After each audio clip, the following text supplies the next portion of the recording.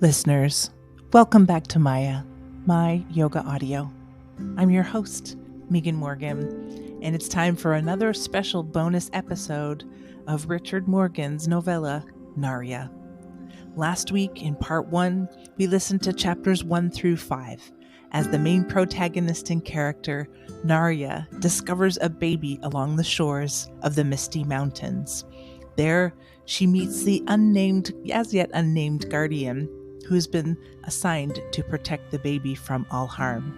This week, we're diving into chapters 6 through 10 and the conclusion of the novel. Stay tuned to find out what happens on Naria's next adventures.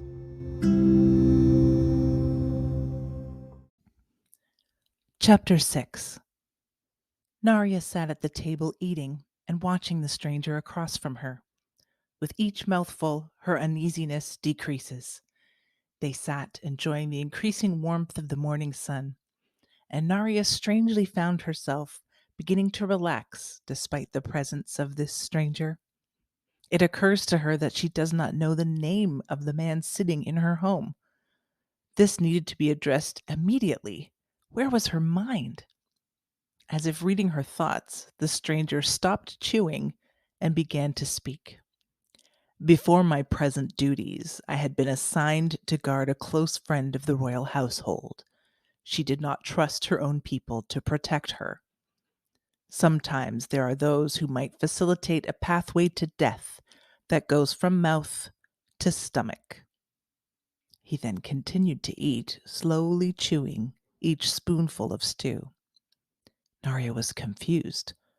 Her guest sensed her confusion and continued. Poison is a common but most discreet way to assassinate someone, particularly the wealthy and the royal, he said rather flatly. It suddenly reoccurred to Naria that she was sitting at her own table with the man who easily could have killed her in the night, or with the very soup she had so rapidly just eaten. He was sitting in the same chair that her husband would sit in and talk to her, yet she did not know the stranger's name or where exactly he was from. The thought of her loss again saddened her, but now was not the time. Emotional things just have a way of coming at you fast, and even faster still when you are not prepared. "What is your name?" Naria blurted out sharply. "You are sitting at my table, breaking bread with me, without the courtesy of me knowing even your name." Naria dropped the spoon beside her bowl and looked at the man in the eyes intently. He returned her steady gaze and slowly placed his own spoon down by the bowl. He extended his hand across the table and with a slight bow of his head said, "My name is Seger." Both sets of their hands reach out and clasp one another across the table. With an acknowledging nod of her head, she too speaks her name. "My people call me Naria." And silently they respectfully acknowledge the other and accept the exchange of their formal names. Now that the formalities have been dealt with at last, they get back to eating and being non-verbally inquisitive about each other. Some sounds from the bedroom interrupt Naria's next line of questioning, and without saying a word, Seger springs from the table with the quickness and agility of a mountain lion. He covers the space between the table and the bedroom door within seconds, and in each hand a blade appears as if by magic. The door shakes on its frame as Seger makes his way into the room, moving swiftly and in a crouching manner, ready to spring into action if need be. Naria sees all of this and follows closely behind, her heart pounding and her mind racing furiously. Naria watches from the doorway as Seger scans the room for visible signs of danger. Nothing particular stands out except for the open window. Seeing no visible threat, Seger uncoils himself from the crouching position and strides over to the cradle. Out of concern for the child, Naria slips in front of him to stand over it. What she sees then in the cradle next was shocking, to say the least. The infant, though not hurt, is not far from harm. In its tiny grasp, the child holds a small, brightly colored snake. The snake had wrapped its body around the wrist of the child. Seger quickly and firmly shoves Naria out of the way and grabs both the child's hand and the snake at the same time. Then, with a swift and precise flick of his right hand, Seger severs the head of the snake just below the poisonous glands. A slight movement and sound outside the open window catches Seger's attention, and with a swift yet gentle motion, he thrusts the child into the arms of the obviously startled Naria. "I'll be back," he says in a harsh whisper.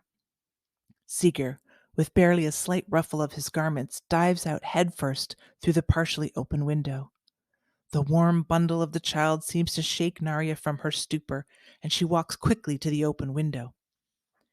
Leaning forward, Naria pokes her head through the open window, looking out after Seger, but there was no sign of the man or evidence of whatever had caused him to leap through the window. Naria closed it, refastened the latch, and then walked back to the bed, paying close attention to the now active child in her arms. She carefully shifts the child into the crook of her left arm, and with her other hand puts the cradle onto the floor. "Let's just make sure there are no more unfriendly creatures in your bed," she says. With her foot, she scatters the contents of the cradle across the floor. She carefully kicked the remains of the dead snake farthest away from the cradle. Finding nothing to be concerned about, she hoists the cradle back to the bed. She then balances the baby on her hip, the way she had seen it done by the mothers in the village. Naria carefully wrapped a silken blanket around the baby and walked back to the kitchen table. The sun was higher in the sky. After sitting at the table for a few minutes, it suddenly occurred to Naria that the baby must be famished, and in a panic she leapt up from the table. "You must be starving," she said.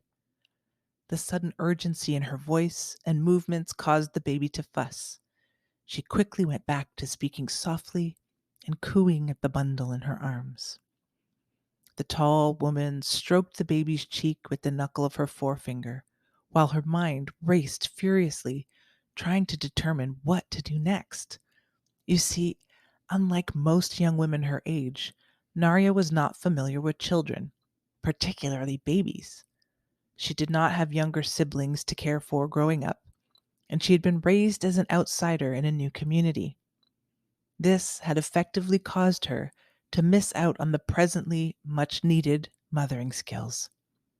Even though she had little to no experience in the child rearing department and not growing up within a family of her own, Naria had always wanted a family and children.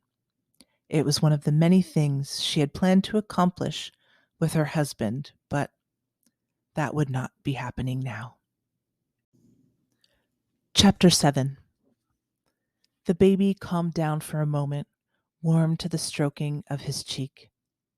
This only distracted him for so long, though, and he began to fuss again, this time with urgency. Naria thought maybe she could give him some of the broth from her bowl. She tried with little success to spoon the contents from the bowl into the baby's mouth. The strong taste of the fishy brew was alien to the young one's taste buds, and Naria's efforts to spoon feed the infant were rewarded with screaming. The baby's crying propelled her into a rising tide of panic. "I am not good at this, and neither are you," Naria said as she tried to wipe the cheeks of the child. "We must find someone who can help us," she said aloud. Naria needed someone who had experience with babies, particularly how to feed them, but she also needed someone she could trust.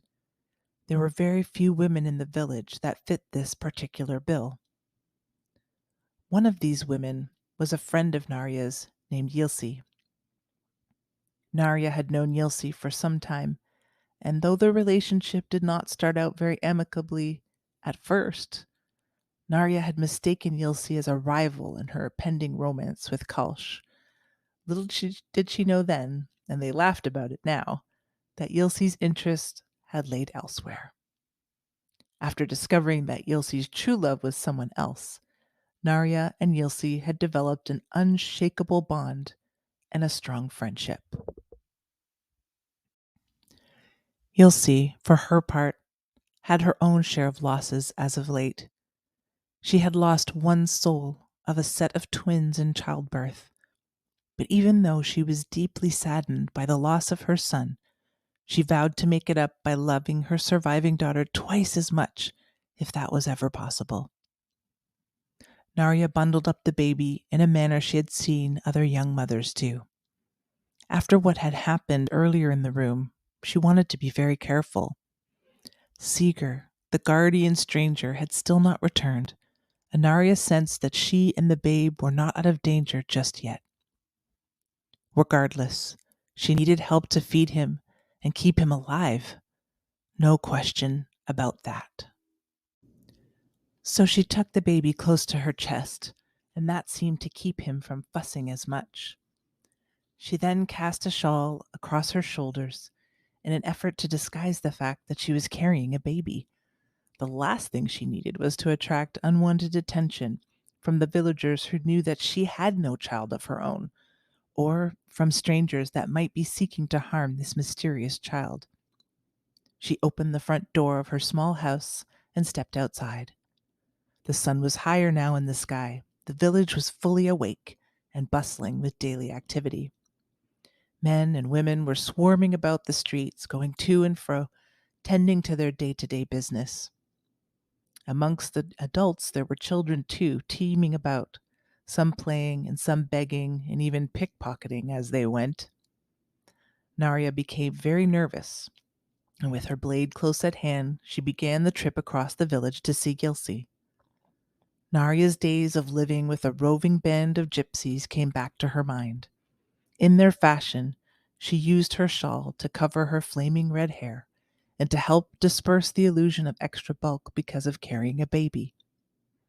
Naria was able to move relatively unseen amongst the villagers, but her height and distinct appearance always attracted more attention than she ever wanted.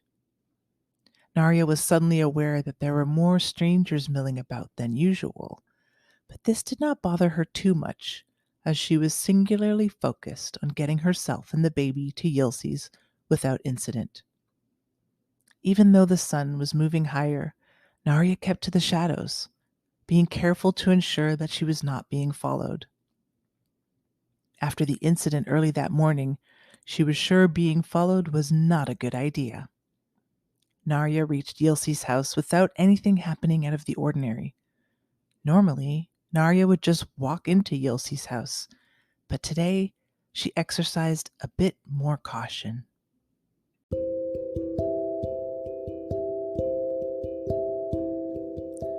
Naria stood a few houses away from her final destination, and first she checked to make sure the baby was okay.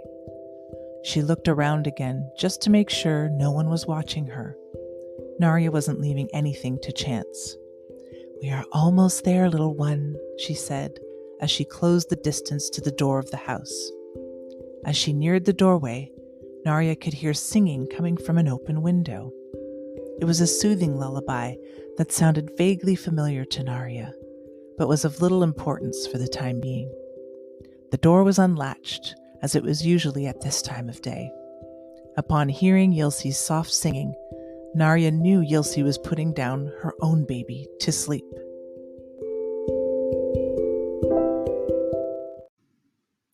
Naria entered the house via the rear entrance, and she was greeted by a sweet, motherly smile from the older woman who waved her over to a nearby chair. Yilsi turned her attention back to the little one in her arms, who was now drifting off to a deep sleep. Yilsi got up from the chair and gently placed the sleeping baby in a nearby cradle, still singing, ever so softly. With ease, she then lifted the cradle and brought it to the larger of the two bedrooms. Momentarily, she was standing over the seated Naria, who was holding the squirming baby in her arms. Yilsi's feelings were obvious, and she had a befuddled look on her face. "It's a long story," Naria began. "I will tell you all about it. But for now, I think he is hungry, and I don't know what to do." Naria looked down again, and the baby in her arms began in earnest to cry. Yilsi reached out her hands. May I? Naria shuffled the wailing bundle over to Yilsi. The other woman took the baby in a familiar embrace. Yilsi moved the blanket away from the baby's face to take a better look. A slow, sorrowed smile crept across her face. So this is what it would be like if he had survived. A boy. I can tell. And then she sighed. You are a beautiful little one, aren't you? Yilsi cooed, stroking the baby's cheek. The baby responded instinctively to the smell of milk on Yilsi and turned his head towards her chest and began rooting and turning his head side to side, searching urgently for what he knew was there beneath the folds of her clothing. In the same moment, Yilsi, as a mother, knew instinctively that this baby was hungry and felt her breasts begin to grow heavier and then tingle with a surge of ready milk. Without any more hesitation, Yilsi walked back to the chair, sat down with the baby in her arms, and began to nurse him. Chapter 8. Naria sat silently and watched as her friend handled the baby in a manner only an experienced mother could. Yilsi sang and hummed softly while the baby nursed, and her body rocked instinctively if he began to fuss while receiving his much needed nourishment. After a while, Yilsi slowly got up from the chair and brought the sated baby to the other bedroom, for the baby had fallen asleep while nursing. As Yilsi softly made her way to the bedroom, Naria quickly and quietly busied herself into making some tea. She knew she had some explaining to do, and that was best done over a pot of tea. Yilsi came back into the room, sighed heavily, and sat back down in the chair. Naria pulled her own chair over, sat down next to Yilsi, and handed her a mug of tea. They sat in silence for a minute or two. Yilsi took a sip from the warm liquid and eased her head back and closed her eyes. Her eyes remained closed, and just when Naria was starting to think Yilsi was falling asleep, without opening her eyes, Yilsi spoke. So tell me about this baby of yours, Naria. Where did he come from? The two women talked about the events leading up to that moment, and again, after a brief silence, Yilsi sighed and said, You've lost a man and gained a child, and everything has its price. The women sat quietly, each pondering their existence and place in the universe, and in a few minutes they both fell into a quiet slumber. Both women were somewhat exhausted, but for different reasons. They slept undisturbed for a few hours, and each dreamer had their own visual journey of people, places, and events yet to occur. Yilsi was the first of the two women to awaken from their midday slumber. The sun had passed its zenith by then, and like clockwork, the delicate sounds of stirring babies eventually filtered out of the bedrooms. Yilsi opened her eyes slowly and with a familiar effort roused herself from the chair. She padded over to the partially closed bedroom doors and poked her head into each of them. Both infants were awake, but not fussing. They amused themselves with whatever their little hands came in contact with, usually their blankets. Yilsi went back to the hearth to quickly fix herself something to eat. She had learnt it was always best to eat before nursing. Naria heard Yilsi moving around, and she too got up from her chair and joined her friend. How are the babies? Are they still sleeping? Naria asked. They are awake, it seems, but not fussing just yet, so I thought I would have something to eat before I nurse. I take it you would like me to nurse your little one as well? Was it more of a statement than a question? Yilsi, what am I to do? I cannot keep coming to you to nurse, and I am not in a position to do so myself. Naria, for now I will do that. I will do what I can to help you both. I don't mind it. Keep in mind, I am producing milk for two. One could detect the clear etch of pain in her voice. You know, there is a common practice amongst the plains people. Babies were raised on mare's milk when their mothers died in childbirth or from other causes, Yilsi said in an offhanded manner. The thought of such an idea seemed barbaric to Naria, but didn't adults drink the milk of cows and goats? Before long, both babies were fed and changed, and Yilsi provided Naria with a few changes of clothing and cloths especially folded to serve as his diapers. Midday had suddenly given way to mid-afternoon, and it occurred to Naria that her other house guests may have returned to the house by now and would be looking for her and the baby. Naria gathered up the baby, who seemed quite contented now, with a full stomach and a change of clothing, and she then prepared to make her way back across the village. No words were spoken between them, but the look from Naria's eyes to Yilsi's said thank you in so many ways. Yilsi's eyes, too, were equally grateful, especially considering her devastating recent loss. The reunion between them had nourished them, one and both, equally. Naria's return trip was as uneventful as her trip to Yilsi's house, other than the increasingly growing number of strangers. Naria was unbothered, though, as she made her way home. As the tall woman approached her house, she could see smoke rising from the chimney, and for a fleeting moment she thought of her husband. Maybe, she thought hopefully, maybe he was home, tending to the hearth, waiting for her at long last.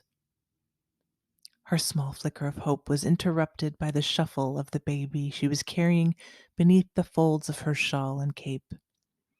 Naria emotionally and physically steadied herself and continued on the final leg of her journey. Naria entered her house, using the rear entrance this time, which meant she had a greater probability of entering the house unseen.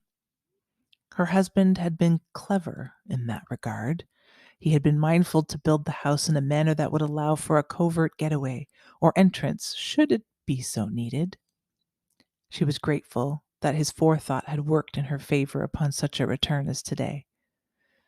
Naria shifted the baby and with her other hand unfastened the latch and gently pushed the door ajar with her foot. She wasn't sure what to expect, so she kept her dagger at the ready. Instead of bandits and intruders, Naria's nostrils were assaulted by the slightly sweet smell of roasted rabbit. The sight of the tall stranger busying himself about the hearth put her surprisingly at ease, and the baby sensed Naria's relaxation and began to shuffle. Naria quickly undid her shawl and then brought the baby out from under all the coverings. She held the baby up before her, and she inspected his small hands and delicate fingers as they clutched at her arms. The baby stared back at her with his gem-green eyes. The baby kicked the blanket off of his feet and grinned an almost toothless grin, and this made Naria laugh in return. "You are so precious," she said, between gasps of laughter. "I see you both had a good outing," said the tall man, standing by the table. "Maybe you are hungry?" He beckoned to the chair. After the morning's events, he seemed now to be quite at ease. With a questioning look from Naria, he took the baby and held him carefully in one hand. He then bent over to retrieve the blanket from the floor and walked over to the table in the waiting chair. With a slight bow of the head, Seger held the chair whilst Naria sat down. Naria acknowledged the act of courtesy with a corresponding nod of the head and a gracious thank you. She placed the plump little fellow on her knees and began bouncing him gently up and down. The man turned his attention back to the hearth and the simmering pot. For that very moment, the world seemed in perfect harmony. And then with a heavy sigh, Naria realized with certainty that this ideal scene was not hers to be had. The family, the baby that was not her own, nor the man who was not her husband. The baby, sitting on her knees, sensed her sudden unease, and then he too became unsettled. Little one, it saddens me to know that you have lost your loved ones much in the same way I have lost mine. Destiny has brought us together, though it can seem so cruel and unkind, Naria whispered. Naria prepared herself for Seger's story of the day's events and looked forward to his carefully prepared dinner.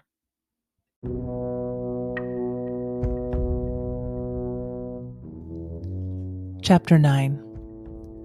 While the occupants of the small house of Naria, in the shadows of the misty mountains, happily supped, farther away and beyond the mysterious depths of the seas and misty mountains, another supper of sorts was well underway. The wizard, Ashka, was digesting the most recent news from his latest attempts at wiping out the royal bloodline. Ashka's chief henchman was groveling before him with reports from their many spies.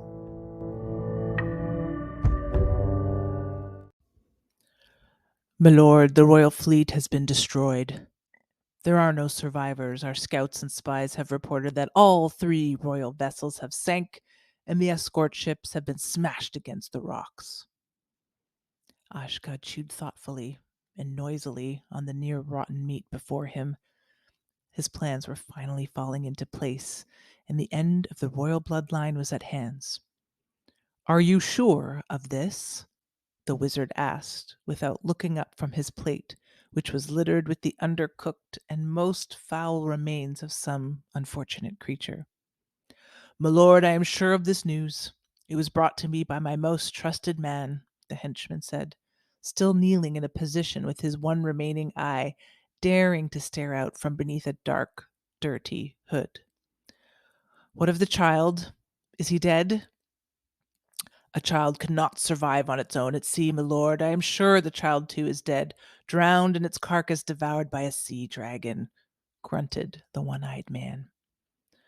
You cursed pig of a man, I gave strict orders to bring me proof of their deaths. Bring me proof, bellowed Ashka, pounding his claw-like hand into the table so hard that the tiny fragments of bone and flesh remaining on his plate scattered across the room and fell like pebbles. Yes, my lord, the one-eyed man stammered, beating a hasty retreat. The one-eyed man got fully to his feet once he found himself in the relative safety and comfort of the damp hallway. What proof, he muttered to himself, scratching at the scar that had now replaced his left eye. To his wretched mind, the only sure proof of the royal family's death would be lying at the bottom of the sea or in the bowels of a dragon. The simple-minded man was so deep in thought that he was not immediately aware of the figure standing in the darkened alcove. Since this spot was just outside the visual field of his remaining good eye, when the figure cleared his throat and stepped partially out of the shadows, saying, "Captain?" The one-eyed man spun on the balls of his feet, startled and then angry that he had not seen this approach from a stranger coming. His stubby fingers found and closed around the hilt of the short sword dangling about his hip. "Who goes there?" he growled, training his one good eye in the direction of the sound and the movement that had so startled him from his thoughts. A tall and supple figure slipped forward from the shadows. "Captain, it is I, Malosh. There is no need to be alarmed." Then, with that reassuring introduction, Malosh stepped into the light of the lanterns that lit the hallways of the castle at night. "Sir, one can never be too careful," muttered the captain in his annoyance, his sausage-like fingers still resting lightly on the hilt of his sword. "You are so right, my captain," said the slender figure, bowing slightly. A trace of what seemed to be a smile escaped from the corners of his thin lips. "Captain, walk with me," invited Malosh. The captain stared back at him, trying in vain to mask his contempt. "Captain, I can't help but notice your troubled disposition," Malosh said, placing his hand lightly on the crooked elbow of the shorter and much wider man. Like a sow, the other man allowed himself to be led by Milosh down the hall. Captain, we elves are a sensitive race.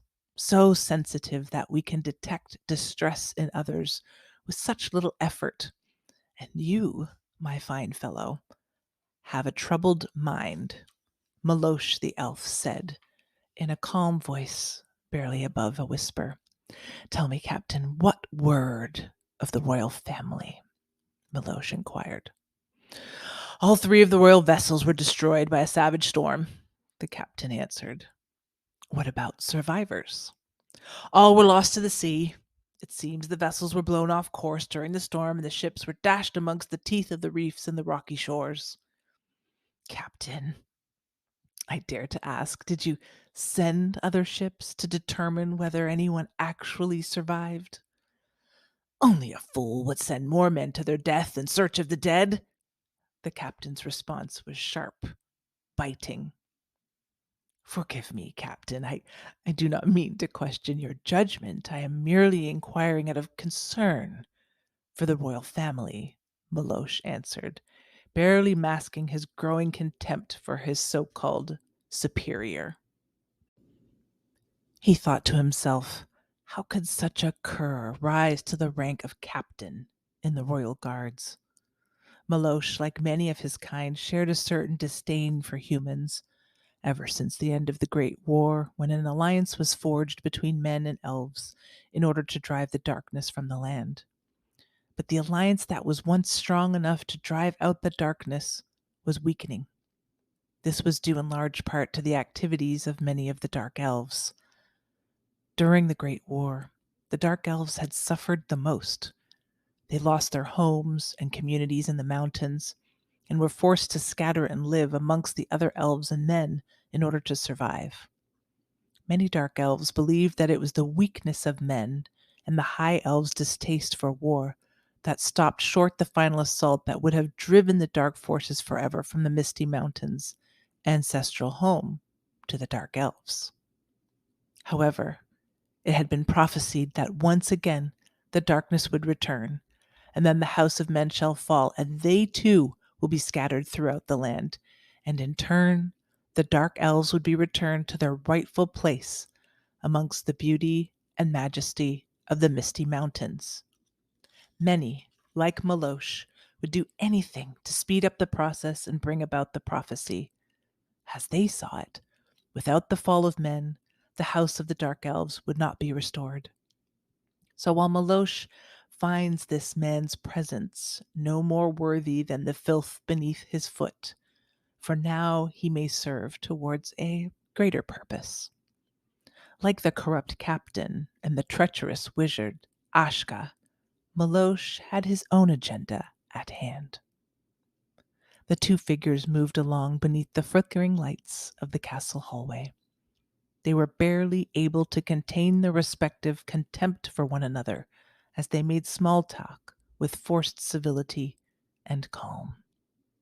Of course, these were the common deceptions that the courtesans practiced daily and publicly. The last thing each man wanted was to reveal their true intentions through this painful conversational exchange. They came to a halt at the end of the corridor, and the captain clicked his heels in a military salute, and Milosh bowed in response. Each bid the other farewell, and then both men went about their business. Chapter 10. After supper, Naria gathered the bowls and pitcher from the table, along with the eating utensils. She left the baby with Seger and quickly cleaned and put away the kitchen utensils.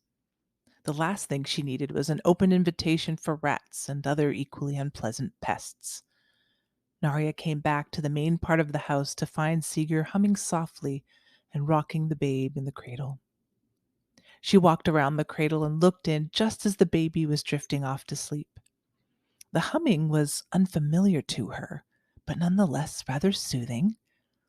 She sat down, watching Seeker by the glow of the lamp, the flame flickering across his face.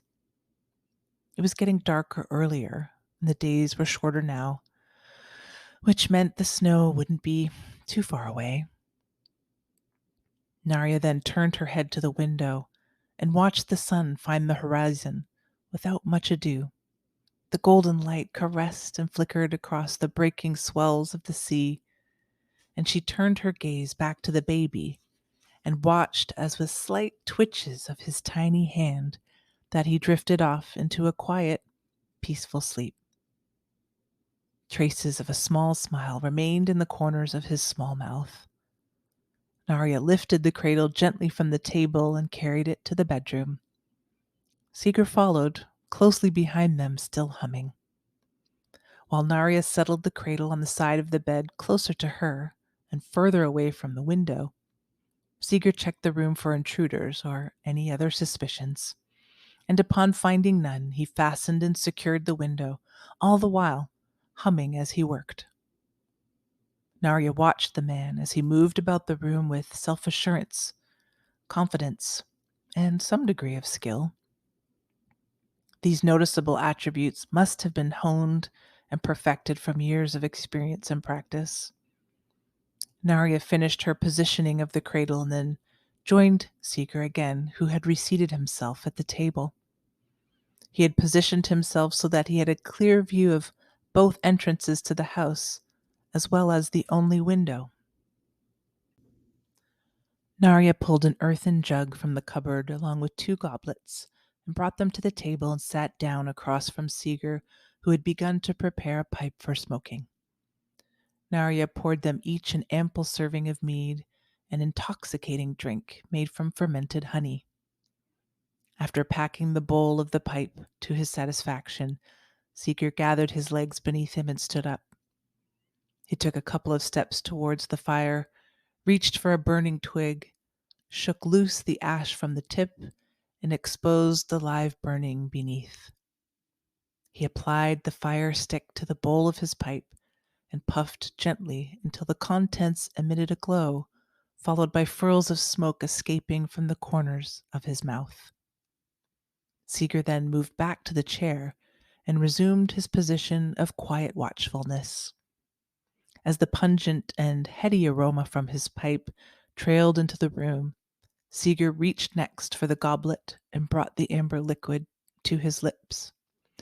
"So tell me about your husband or brother?" asked Seger, setting the goblet back in its place again and continuing to puff at the pipe. The question caught Naria by surprise. She did not remember talking to him about her missing husband. "My husband," stuttered Naria, looking away. "Your husband, where is he?" Seger asked flatly. "He's gone fishing for many months now," she said, "and he has yet to return." Talking about her husband Kalsh brought moisture to her eyes, but Naria was not about to let this stranger see her cry. "Why would a fisherman possess the bow of a woodland elf warrior?" he asked, incredulous, nodding towards the magnificent weapon hanging beside the hearth. The wood elf were known for their prowess with a bow. However, they were not to be outdone by their dark elven cousin's skill with a blade. It was said that a woodland elf is able to pierce the fluttering wings of a butterfly from 100 paces after all. Seger's new line of questioning brought a sharp stare from Naria. Sensing her sudden unease, Seger responded, "I have to make sure the prince's surroundings are safe." After a pause, he continued, "I am sorry. I did not mean to pry." "It is strange that you ask this of me," Naria said, angrily passing the back of her hand across her face, as if to make sure no tears did escape. "When you disappeared out of my bedroom window this morning, just as quickly and mysteriously as you appeared last night, I suppose you will say again that you are just doing what is expected in regards to the child?" Seger flushed and looked away, but did not respond. "If you must know," she continued, "my husband was not always a fisherman." "And you have not always been a fisherman's wife," he responded in an even voice. "My husband has been missing at sea for some time now, Never has he been away this long, and I fear the worst.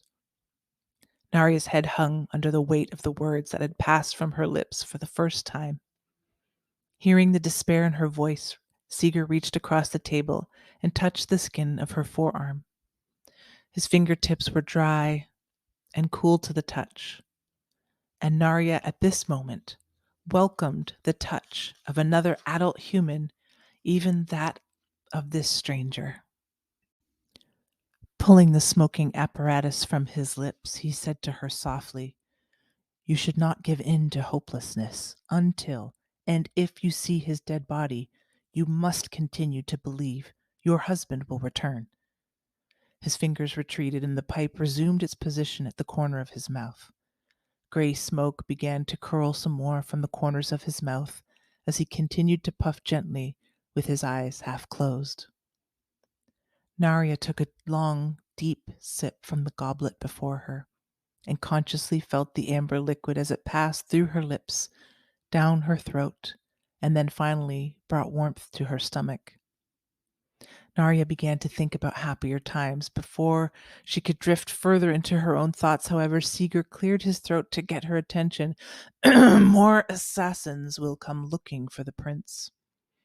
The man paused as if to reconsider what he was about to say. Even though he was only a guardian to the royal family, the king trusted him implicitly. With that trust, the king had confided in him both the true nature of the voyage and the very core of the mission. Seger, at this very moment, was debating whether or not he should involve the woman sitting across the table from him. While he formulated his thoughts, Naria looked at him with a new intensity. The mention of assassins could only mean one of a number of things, and they all involved varying degrees of danger. Naria had heard the rumors, seen the increasing numbers of strangers in town, and heard the whispers about the growing darkness coming from the east. But before Naria could voice her thoughts, Seger continued. His Highness learned of a plot, the plot to destroy the royal bloodline. If the royal bloodline is broken and the royal house destroyed, that would mean the end of the alliance. Only the king's trusted advisors know of his findings. This voyage was to do two things: get the prince to safety and to seek the counsel of the High Elves. If the High Elves confirm the king's findings, it means there will be war. "What are we supposed to do?" Naria replied. "The royal fleet was attacked, and you and the prince are the only royal survivors." Naria was still trying to wrap her thinking around the implications of this particular conversation. What had he just said? She had heard the rumors and the prophecies. The falling of the House of Man will permit the return of the Dark Elves to their rightful place of rule at the Council of Elves. What better way to hide the assassination of the king and the prince by making their deaths seem like an attack of piracy or severe storms? There is much to be done. We must get this prince to safety. While he remains alive, the royal bloodline remains intact, but it also means more assassins will be on their way. Seger stood up from the table. "I am going to need your help if you are willing. You seem capable, and His Highness seems to take to you."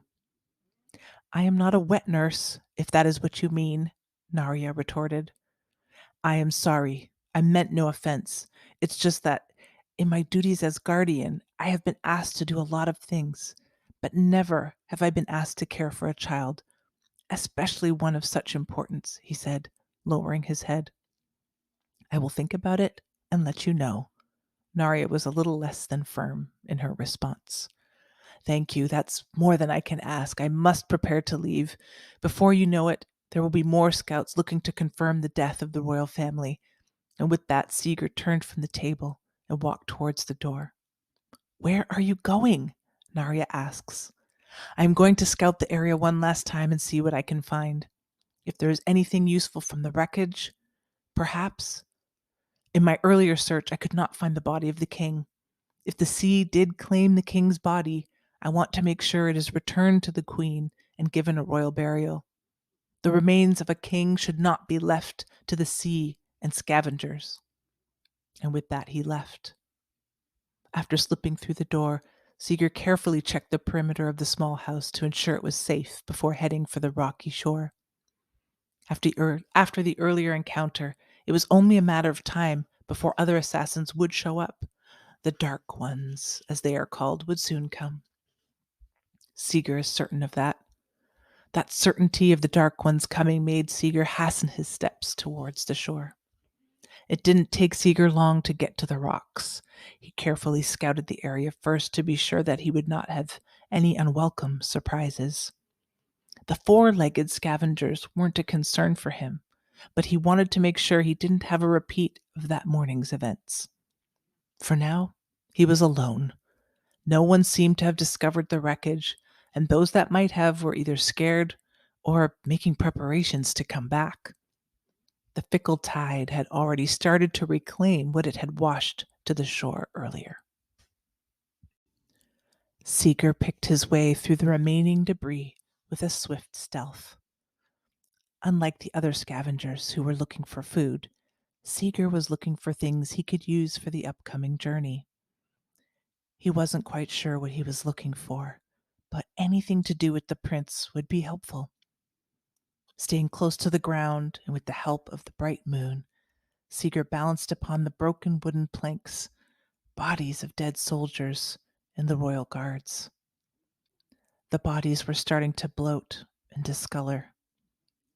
One more day beneath this broiling noonday sun, and they would split open like pods of peas. That's if the wild dogs didn't get to them first. Before long, Seger found a medium-sized trunk bearing the royal insignia, indicating that it belonged to the prince. Checking to make sure it was still intact, he lifted it from the sand with ease and carried it a little ways and shoved it, hiding it beneath some shrubs. After securing the prince's trunk, he went back to the water's edge and quickly gathered up the belongings of the royal party. In particular, he salvaged the things belonging to the royal family. He made a pile far enough away from the encroaching tide and started a fire. Under the present circumstances, burning the remains makes the most sense to Seger. The fire might draw attention, but by the time others could show up, there would not be much to salvage from the flames. Furthermore, burning whatever evidence and remains of the royal party would help to delay and hopefully confuse any pursuers. Seger stood in the shadows and watched the fire grow in intensity as it burned through the cured wood and fabric in the pile of royal remnants. When the fire burned the remains to dust, and after making sure his tracks were not visible, Seger makes one more backward glance and then slips away into the shadows, making his way unseen to Naria's house once more. End of Book 1.